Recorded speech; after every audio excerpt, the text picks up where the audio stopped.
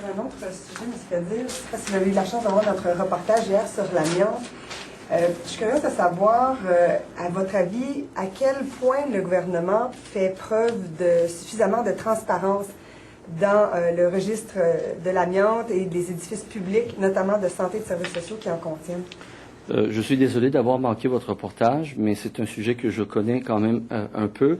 Depuis plusieurs années déjà, Québec solidaire réclame, avec par exemple la Société pour vaincre la pollution, réclame que le gouvernement fasse la lumière.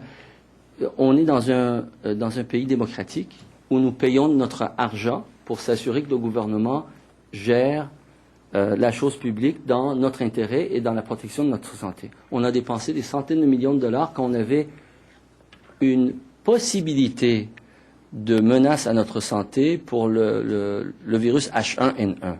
Comment ça se fait qu'on prend au sérieux une telle chose lorsqu'il s'agit de dépenser des centaines de millions de dollars qui vont à une compagnie pharmaceutique, mais on ne trouve pas le même, je dirais, le même souci et sensibilité au danger quand il s'agit de l'amiante. Il y a des centaines d'édifices publics. Une liste a été déjà publiée par la Société pour vaincre la pollution. Il y a des centaines d'édifices publics où il y a de l'amiante. Il faut établir le registre complet parce que c'est incomplet et un plan pour qu'on sache comment on va décontaminer tout ça. Peut-être que dans certains cas, on n'a pas besoin d'agir dans l'immédiat, mais dans d'autres, il y a des mesures urgentes à prendre. Je pense que le public a droit de savoir. Vous pensez qu'elle existe, cette liste-là, des bâtiments contaminés à l'amiante? Bien, ceux qui ont réussi à obtenir la liste partielle pensent que cette liste existe, oui, étant dans les mains du gouvernement. Moi, je ne possède pas le dossier plus que ça. Déjà, des demandes d'accès à l'information ont permis d'établir une liste partielle. Alors, j'imagine que le reste est connu. C'est exactement ça, le reportage, c'est qu'on a obtenu encore une liste partielle. Il manque encore des informations. Est-ce que le gouvernement ou la Société immobilière du Québec, dans l'occurrence, fait preuve de laxisme ou prend trop de temps avant de rendre public le... À chaque fois que ça menace une industrie, ça menace des intérêts industriels, malheureusement, le gouvernement agit dans le secret. C'est la même chose quand on parle de la poussière, là, alentour du port du Québec, des activités du port qui touchent Beauport, qui touche Lévis, qui touche, oui, Limoilou, mais aussi, comment ça s'appelle, Cap-Blanc, qui touche plusieurs, en fait, presque entièrement, en fait, le grand quartier de Québec.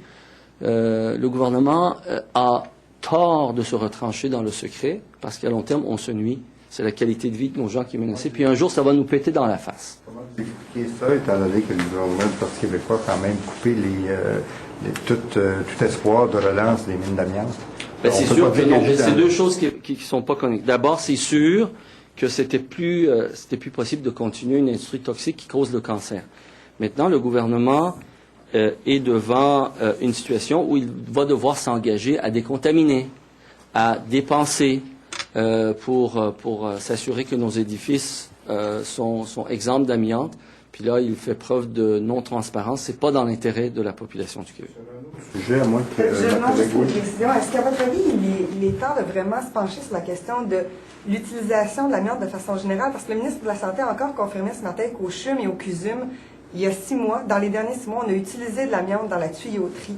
Alors, est-ce qu'il est temps de faire une réflexion sur la production, l'exportation de l'amiante au Québec et mettre fin définitivement?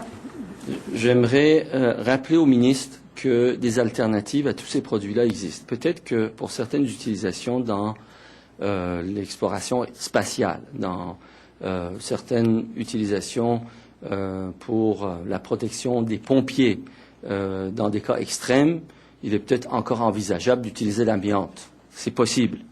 Mais tout le monde est d'accord dans le domaine de la santé, parce que des études nombreuses ont été faites là-dessus, consensus international, que partout où il y a des alternatives pour utiliser des produits, exemple d'amiante, il faut recourir à ces produits-là. C'est pour ça que je dis, c'est dommage de voir que lorsqu'il s'agit d'intérêts industriels, parce que quelques-uns des producteurs de ces produits, où il y a des dérivés d'amiante, qui ne sont pas produits juste là-dedans, dans l'asphalte aussi, hein, vous le savez, dans l'asphalte, pas plus tard qu'il y a quelques années, ici même à Québec, c'est utilisé, ben, le gouvernement nie l'évidence, essaye de cacher les choses ou refuse de reconnaître la dure réalité, c'est qu'il faut qu'on se débarrasse de l'amiante.